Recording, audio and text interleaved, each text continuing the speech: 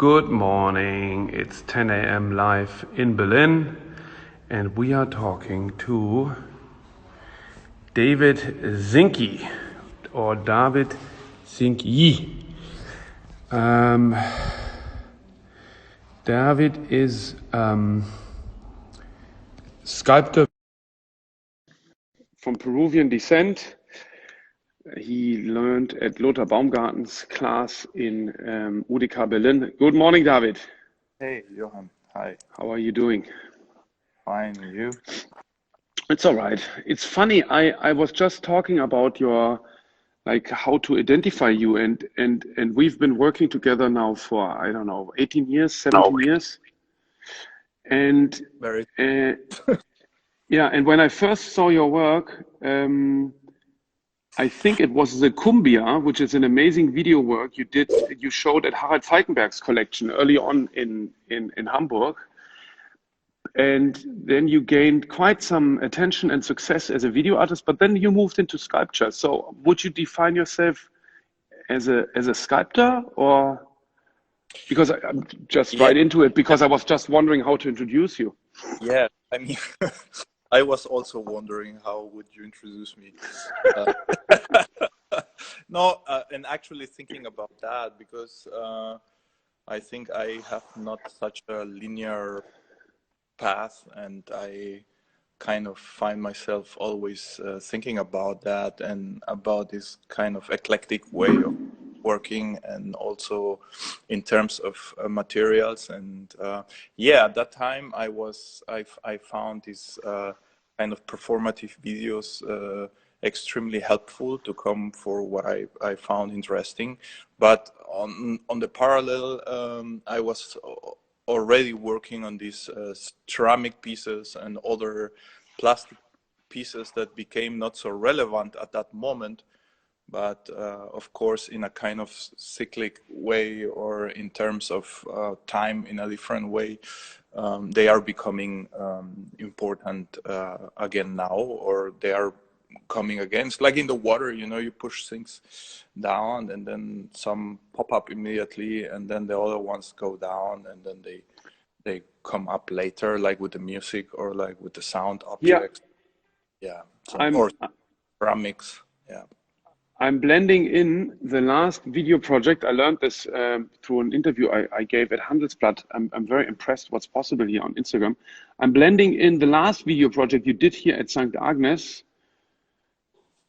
Oh yeah, that was a very demanding project. That it was actually, I was invited for a very small institution in Massachusetts, the Williams College Museum of Art, and the curator was very ambitious and very encouraging. She was asking me to do something I would never do somewhere else, just to try things out.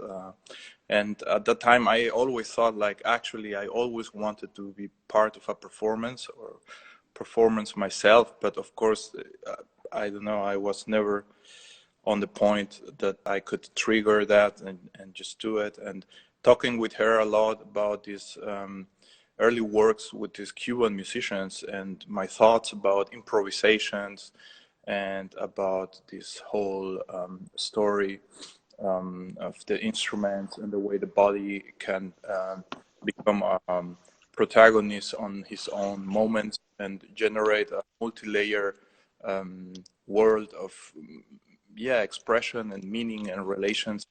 I began to conceive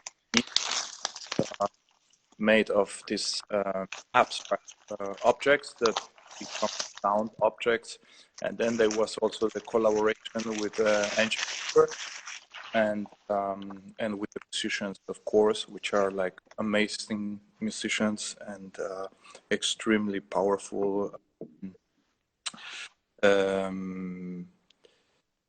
Improvisations musicians. They have really this crazy ability to just to do it.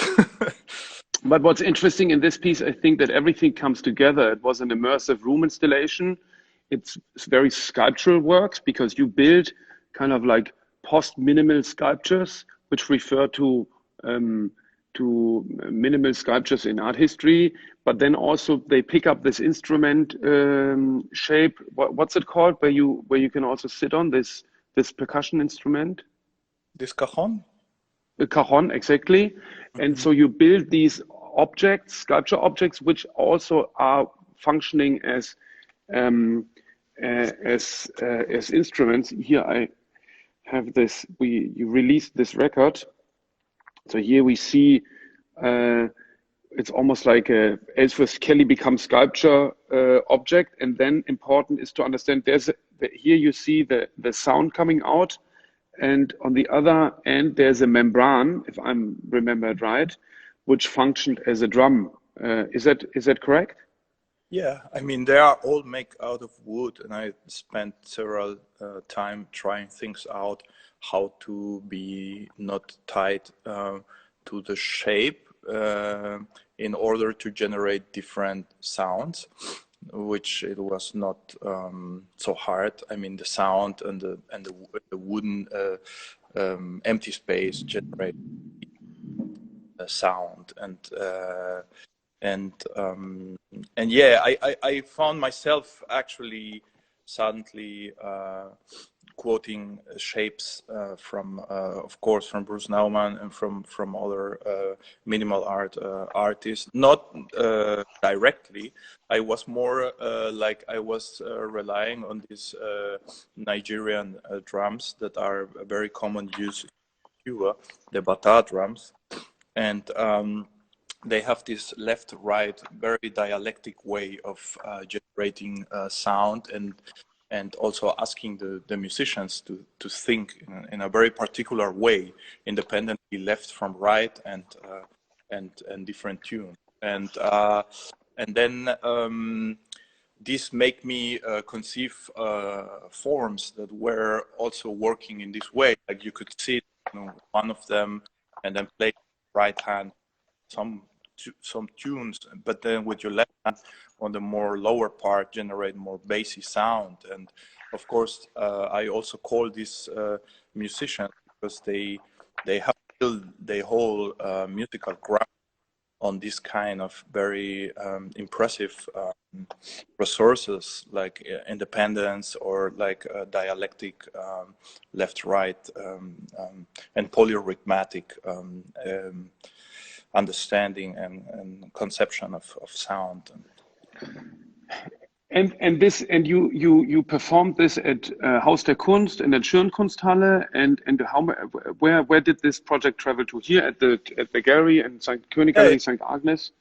It has become a very successful project. I mean, I was very happy we did it in the church because, of course, we filmed the piece itself was filmed in the church, the video part of it, and of course the church St. Agnes was a great platform for this. But before, it was in Williamstown. It was meant to go to Los Angeles, and this didn't happen yet. But we then show it in Schön and the Haus der Kunst. Then we will show it definitely in the Liverpool Biennale. It was meant to happen now, but it's of course postponed. And there are some other possibilities, maybe in the US still track. But it's a great piece that always change, of course. Because as improvisation music, it always also changed the format, and every time I do it, also depending on the space, you are planning and thinking already, oh, what could be different or what could be better next time. Yeah. I just blended in an installation shot, a small detail of your latest presentation at Hauser und Wirth in Zurich, where you install, if that's right, I think they were more close together in Zurich, no? Yeah, we put them closer together. Yeah. That's, and this is a sample of it. So, and maybe you can tell us a bit about it. I really like how this project evolved, because you were like, you have your own kiln in your studio, which we are happy to see in a second, and you were starting to experiment with these surfaces. Is that right? Yes, I was. it's like we were talking in the beginning. I was working with ceramics in the University of Art in Berlin, and then this was something I had to postpone many times because, of course, you need a lot of equipment and knowledge. And then I was happy to go to China, and then later to Holland, where I learned a lot in EKWC, this amazing place. And from there on, I realized I really need to go my own way with this, and then I try to buy some kilns and find a place in Berlin, because before I never had also a studio. This is also something, maybe it's addressed to your first question. I realized I was all the time traveling after the projects, and then suddenly I find myself really running this studio, and I bought this small kiln, but then also very large. Relatively. Oh, yeah, okay. You mean your first one? Yeah, maybe we can see a bit. Yeah, And another then, small detail I just recognized is this one. So this is probably from the point where you still had like, is it yeah, a 6 or a 9? Because you yeah, were, oh, we see them also in the back of you. Talking about these pieces, these are titled All My Colors, and they are truly all my colors. I thought always I also want to paint, and maybe this was the path for me to come to it. And I really became obsessed with that. In the beginning, I developed this shape close to these cephalopod pieces I was working on, but also to understand how the colors and the glazes will behave in such a shape. So it's a little bit hard to discover, but this is a dark clay with kind of purpley and very wild moving surface, and then I realized, like, oh wow, they are so intense, and of course I always made more and more and more, and it's maybe like a painting too. You have like this motif, and then you realize I have to do it again and find a different version of it, and then I began just to keep working on them and keep trying, and then putting them on the floor and putting them on the wall, and they would be everywhere.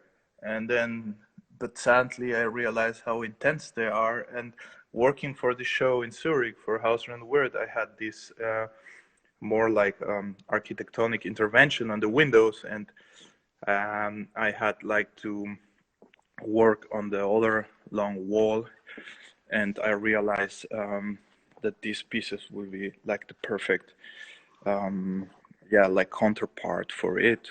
So I placed them all on the length of the whole wall. Yeah, but you also kind of like, you work unconventionally with it, no? You're kind of breaking the rules of ceramic treatment. I am very unorthodox. Yeah, I guess someone working really with this material in a real technical way would like run away if they see Yeah. what I So do. you But it's, experiment. yeah, and one thing, of course, it's that I am not so relying on the material as something I would like to reproduce. Some pieces are really unique, and you cannot go back again anyway. I mean, they are like glazes we're trying to remake, and it's really impossible sometimes. I mean, like this glaze, it's meant to I'm trying to get the light. It's You also meant to can be, flip the camera, and then maybe it's easier for you to see what you're filming. okay, yeah, You know, on the top left. yeah. Perfect. Yeah. So this should be more like creamy, but it never comes out. Or also making mistakes. We found this incredible appearance of these two different glazes, but Yeah. trying it many times, it never happened again, and we did not know why. And we were Yeah. trying it because I'm working also with different atmospheres and making reduction and with different materials. So sometimes you realize you really have to come to this very methodic way of working and making extremely precise protocols of what you're doing and why you are doing it, and in order to repeat it, especially because these pieces are unique and they are now a piece of art for me, but they are actually the first step to come then to a larger pieces. So yeah. Yeah, for and you example, started to experiment them as to create samples, and then the sample became the work, which I think is very interesting and kind of very typical for your practice, because let's have a look also at these pine trees here, which you showed in our garden. You don't really see the full thing here, you only see the top. They don't fit in the image. Or this one here, where I don't know how to, but I have it here as well. So here you were kind of impressed by nature, if that's right. These octopus. This was also one of the first shows in the early gallery in Dessau, no, in Weidingerstraße. So I think you were more kind of challenged by the possibility what's possible anyway, no, and then and started from there to experiment in what could be realized in ceramic. Is that a correct description? Oh, I don't hear you. Oh, can you hear me? No more sound?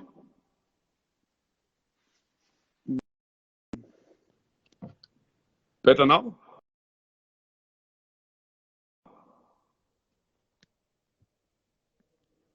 No more sound?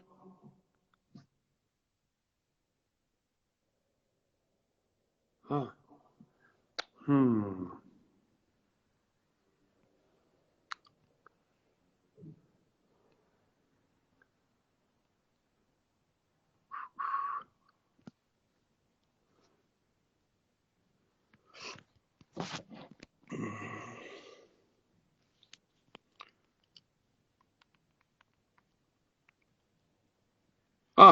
You hear me? Can you say something, David? Okay. Maybe he comes back in. Then let me switch off the comments again. Maybe I play too much around with the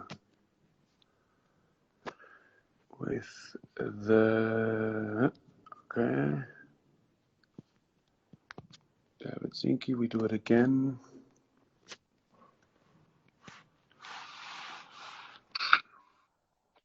Oh, now it works again. hey,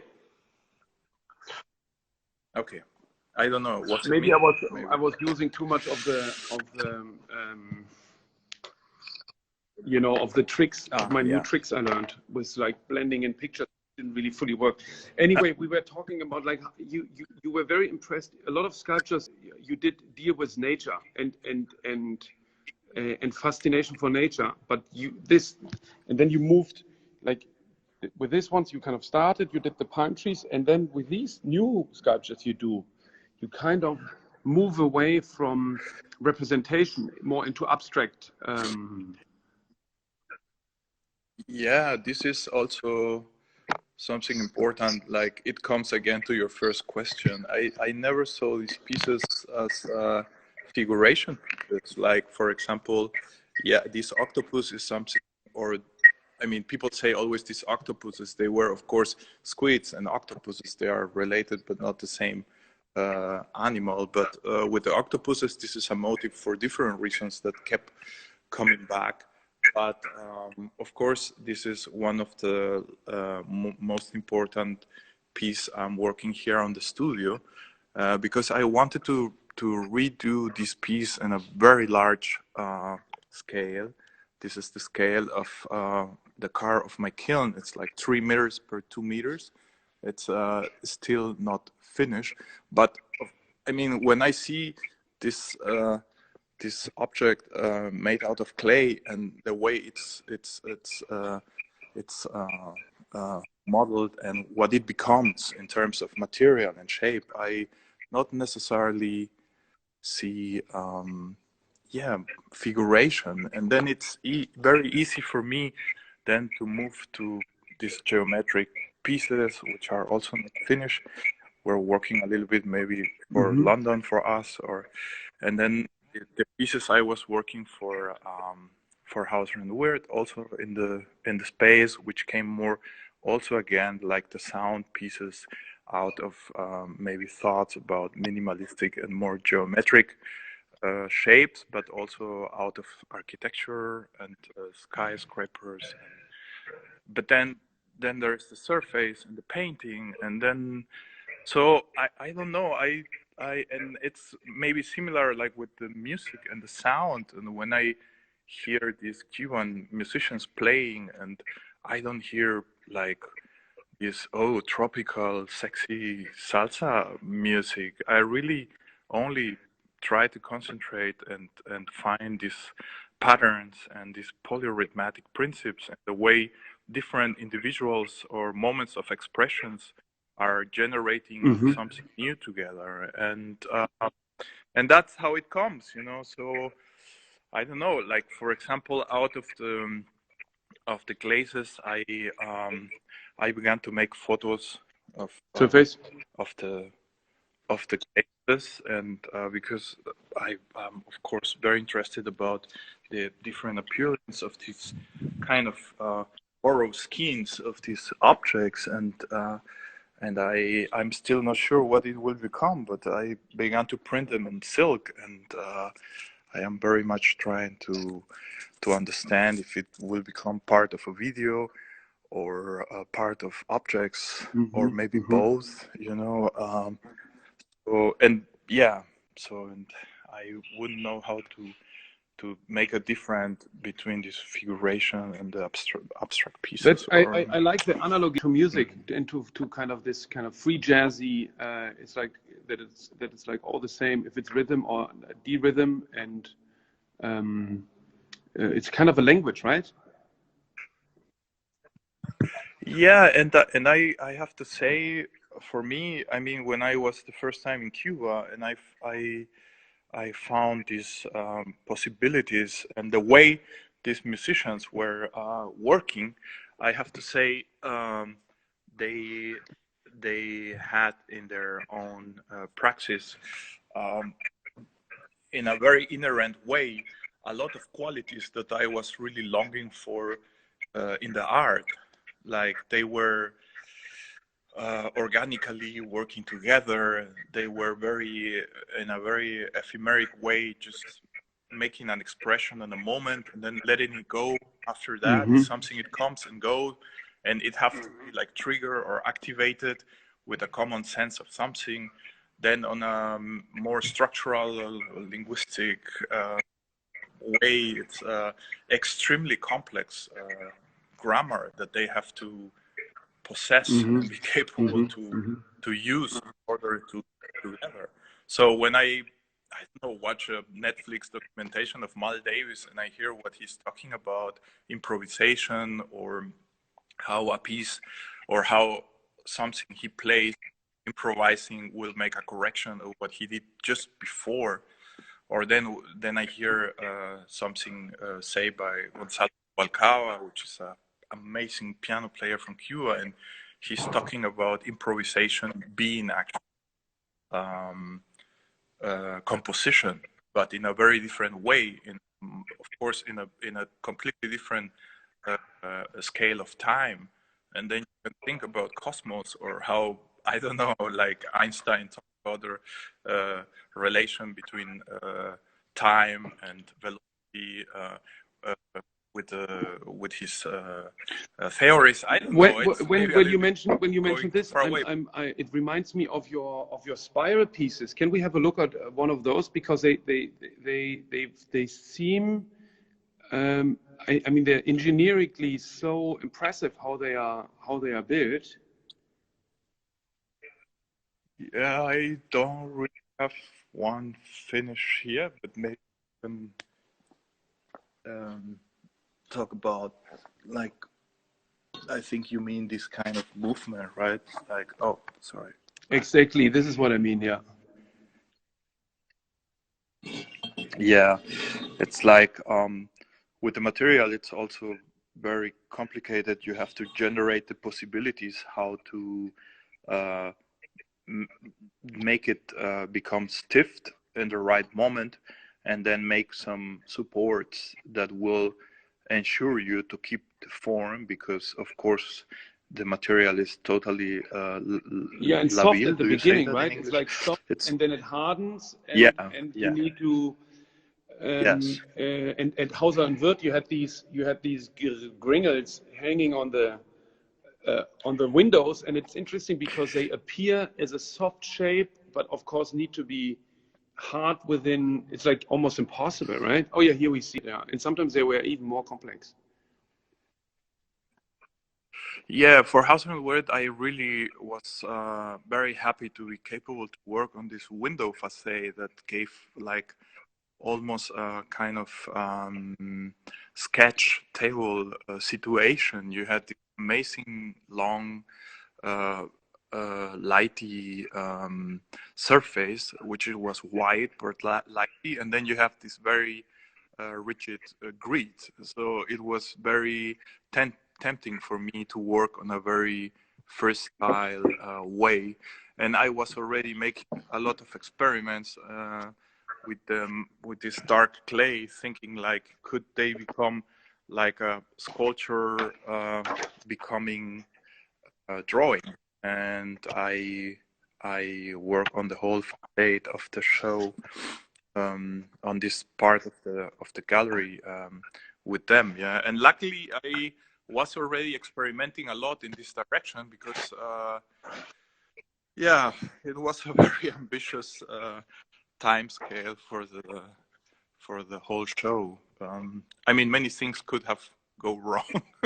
It's not only drying the pieces, but then you have to burn them, and then they have to become, of course, similar. Every time you put something in the kiln, you cannot really be sure that the next time you do it, it will have the same appearance. It's always a little bit of kind of, yeah, religious I'm moment. looking at this project here, which we did quite some time ago, and this is it's a photo series you did in your grandmother's house in Lima, Peru, where you're from, and I think and also this surfboard sculpture, which is of course somehow a reference to Brancusi, and also what's possible here. You see this is like a marble surfboard balancing only on one small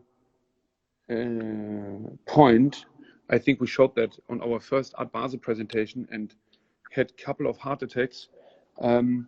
But back to these photographs, identity and where you come from plays a significant role in your practice, and I think that's very interesting. So you are from Peruvian descent, but you also have Chinese and German roots, and you came to Germany to become a cook, a chef, right? And then ended up doing sculpture at Lothar Baumgarten's class. Maybe you can tell us a bit about it.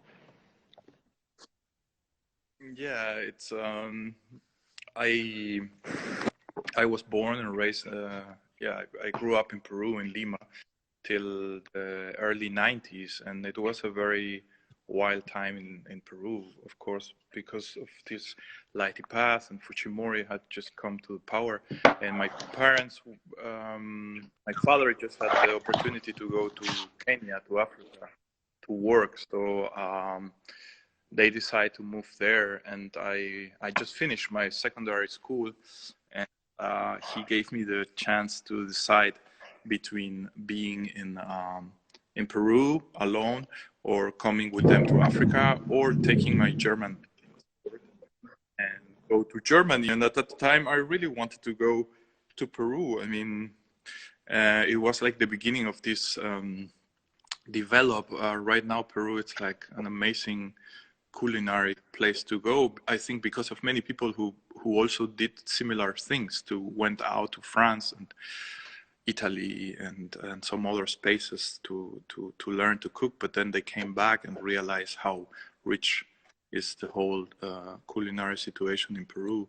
But on this tract, I came to Germany, and I find a completely different way, and began to study art in Munich, actually, where I make a wood carving school preparation. And then I came to Berlin, yeah, where I study with Lothar. And since then I was there, yeah, till I began to work with you. Actually, I was thinking about like it would be time to move forward and to go somewhere else, but yeah, I don't know. Then I It's stayed here. interesting. It reminds me of, you remember our plans? We wanted to open a Peruvian restaurant like like 10 years ago. So, and what we see here is this portrait you did of your. It's kind of a very indirect portrait of your grandmother, because only, like, where is it here, for example? Oh yeah, here we have one hand. It's like always, occasionally. Interesting, I think, is also, I think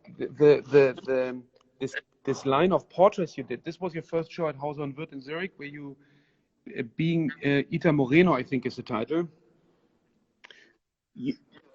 Yeah, yeah, it's yeah, it comes to that, like I first realized how much I had in myself. Of course, being in Germany, it was a very important experience for me. I had to learn German that I did not really was capable to speak, and also the way of learning, being in the school, making the bachelor, and then coming to the art, make me realize how special things in my childhood were, like having this Chinese grandfather cooking every weekend, and then having this amazing kind of Bauhaus style interior of my Italian grandmother, but she living all the time like in a, it was a kind of museology situation.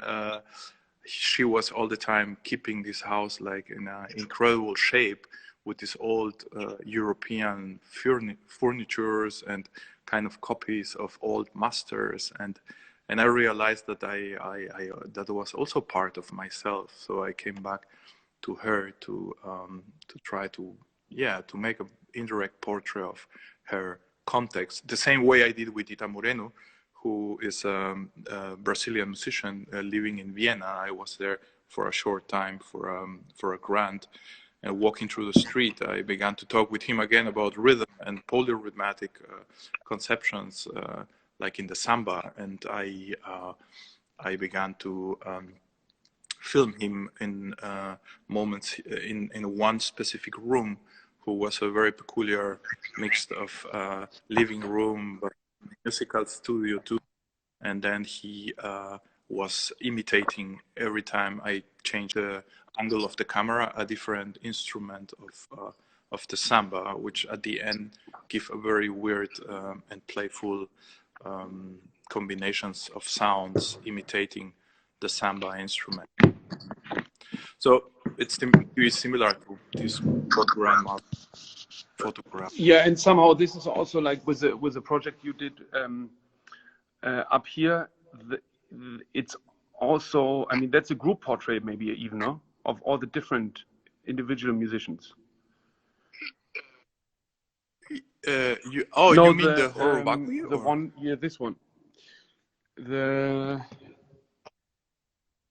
Oh, well, it of Being the course, measure. yeah, it relies on very similar principles. I mean, talking about polyrhythm and talking about parallel moments of expression, and how identity gets defined, right? Not about one only moment, but the context of what's happening, and the relation between one moment of expression and another. So yes, I mean, maybe this is also a parallelity I found in this music that was very interesting for me.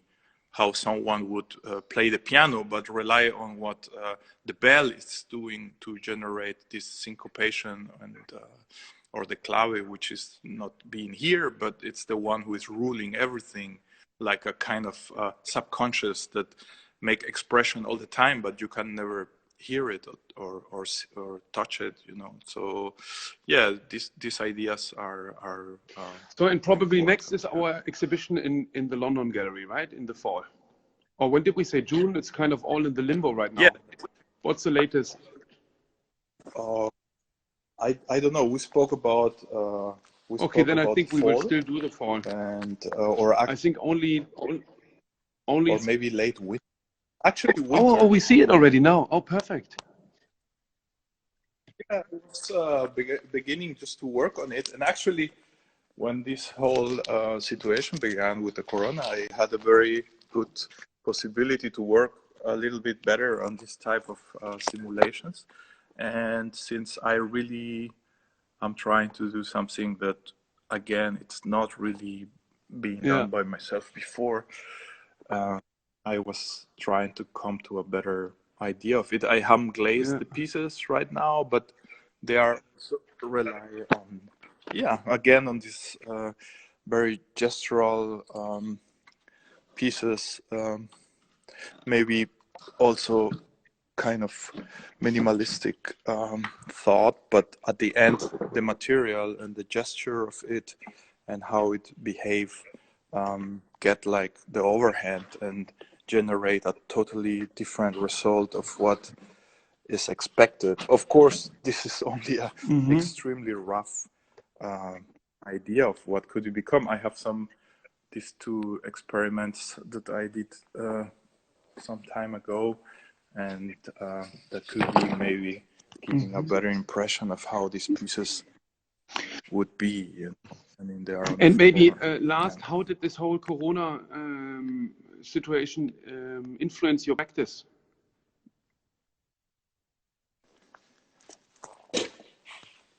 Were you still able to work? Were you cut off supplies? You also homeschooling? What's your take on all this? yeah, I was watching the interview with Rinos just before, and it's funny he's saying the same. I mean, not really much change for me too. I mean, I'm coming to the studio. I'm more or less alone. I have one or two assistants, which I work very intensively with, and they are also very carefully, not just to go around, you know. So we are kind of taking care of each other, knowing, okay, we are committed to stay protecting ourselves for ourselves too, but we are coming and working a lot on the glazes, working a lot on this model for London, keep just a track of things that I would normally not have so much time for it. And yeah, of course, having the children at home, it's maybe the most difficult part of it, because of course they get bored. You have to take care of them, and you have to spend time with them, and not that it's something that you won't like to do, but at a certain point it becomes also like too Mm-hmm. self-referential, you know, and then you want them to have In contact another with life. others And same age, right? No, but also, I mean, you yeah, can't really do sculptures yes, from a home office. You know, if you need to place them. no, you can't. No, and or like making all these glaciers, you know, you really have to paint it. I have to fill but it helps to take decisions in a more, I don't want to say accurate way, but you know, I'm a kind of slow artist, so it helps me a lot to have not this like huge pressure of finishing things before maybe trying it a couple of times longer, as I I'm enjoy looking doing. into some Yeah. questions right now. Do you have a classical music education, reading, writing, music, etc.?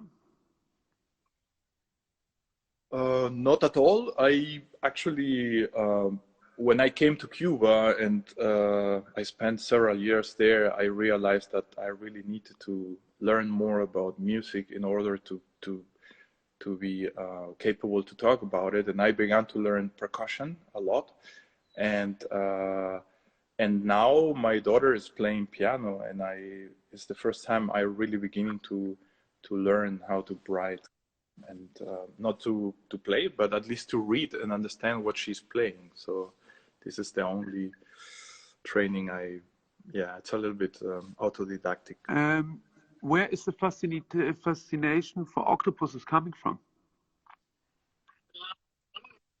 Yeah, in the beginning it was a more personal thing. I, of course, was very happy eating octopus in Peru, and we were catching them together with an uncle. It was like a very probably one of these experiences you have when you're a child pop up again and become very important. I mean, he was like catching them and they were like turning on his arm, and it was an incredible contrast of materiality and bodies and biology, constitution, of course. And then we were eating it, and I thought, like, oh wow, how come we to the idea to eat this strange and so unfamiliar animal? And then I was, of course, looking the shape, which is also all the time oscillating between something abstract because of the circular, you know, and the circles of the knobs, and then it's like decreasing on size in a very geometric way, and then but then you have this flashy, muscular constitution without bones. Yeah, this on one part, and then on the next part, if you really begin to read about them, they are like incredible animals. They are like our most related common species. Taxonomically speaking, lies like 600 million years ago. So they are like coming from another. I mean, they were a different path for the evolution to try things out, and they are incredibly complex in the way they communicate, behave. So it's almost actually sad. But isn't there also this? Isn't there this mythology of these giant octopuses when you leave? This myth in Peru that if you would leave Peru, and go on a boat, that these giant octopuses would come from down and drag the boats down into the deepness. I don't rely too much on these stories. Of course, there is all these early stories about the sea, which is not known and what it will come out of it. But this was not too much what moved me to keep working on them. I think it was this moment of, in a very strange way, when I say it, it's a moment of appropriation. I mean, as an artist also, you take things and you try to make it part of yourself and give a different way of seeing it. And I thought also like taking this animal, chopping it in parts and eating it, or making sculptures out of it. I don't know, it was a kind of very strange way to work with it, but it was important for me to keep. But I think just the pure fascination of its shape, no? It's like nature is such a miracle. Yes, it's like such a yeah. Yes. So we should all appreciate it. Thank you so much, David, and taking the time showing us your studio. Maybe you give us one last 360 circle, because I learned that's what people love the most, to see like inside your personal. So we see here all the. Yeah, super. And you are in the Fahrbereitschaft, right? Yeah, I'm here in the Fahrbereitschaft, very happy to be with Hauptbrook, and I have found I will give you a great perfect, a great finishing, maybe. If it I will open the kiln. It's really the just killer. Saw a spiral on the window. This were the spirals that were meaning. You know, if you turn around. Yes, here we go. This one. Yeah, this is a kind of broken one. That's why not okay.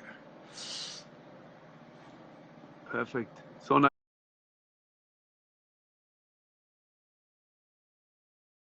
nice of you.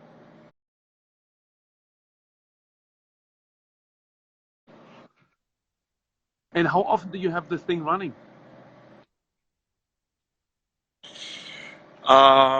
Well, for the show, for Hauser, it's also reflected on my last gas bill.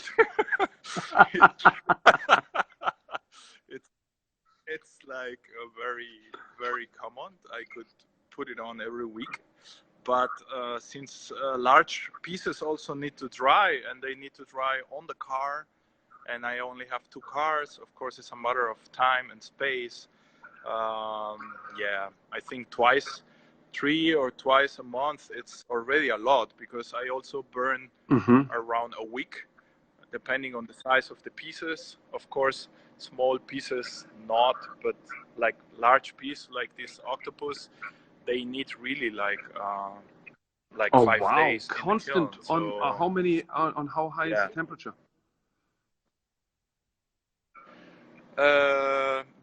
It depends a lot of the material and the glaze and what you want to achieve, but normally I'm burning at 1260 or 1280 most of the time. When you do reduction, the temperature will mark you 1260, but it goes almost close to 1300. Is this a sculpture yeah. we are seeing where the surface ran down on the burning plate and became one?